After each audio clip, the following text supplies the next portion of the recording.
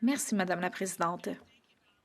J'aimerais remercier mon collègue, le secrétaire parlementaire, de son discours.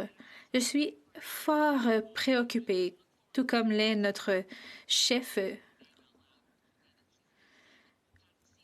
Annamie Paul. Je peux dire son nom parce qu'elle n'est pas encore élue au Parlement, mais nous sommes préoccupés. On parle d'un génocide chez nos aînés. Je suis horrifiée de la situation. En Ontario, ce qu'on a entendu concernant des centres de soins de longue durée, ça a été effarant. Des résidents qui étaient positifs à la COVID sont restés dans les mêmes chambres que d'autres résidents qui, eux, n'étaient pas positifs à la COVID.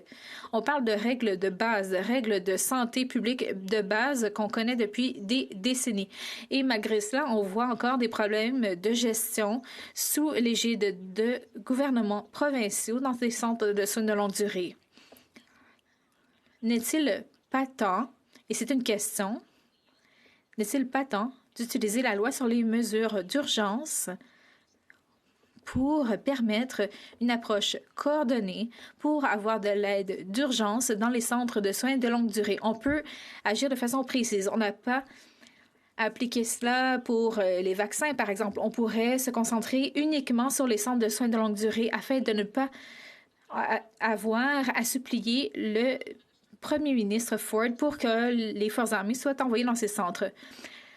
L'honorable secrétaire parlementaire, d'autres mesures peuvent être entreprises sans qu'on ait besoin de la loi sur les mesures d'urgence. J'estime que les provinces peuvent en faire plus et nous sommes prêts à en faire plus à titre de gouvernement fédéral. Je pense aux forces armées, je pense à la Croix-Rouge qui est déjà un peu partout. Je pense aux fonds qui peuvent être octroyés aux provinces et aux territoires. Nous devons faire tout ce qu'il est possible de faire afin d'aider ceux qui sont dans les centres de soins de longue durée. Je ne crois pas que la loi sur les mesures d'urgence soit nécessairement la solution. Je pense qu'il y a des enjeux majeurs. Nous devons minimiser les conséquences négatives potentielles. Il n'est pas trop tard pour agir. On peut agir pour contrer des éclosions. Voilà pourquoi je demande au Premier ministre Ford d'envoyer les militaires dans ces centres.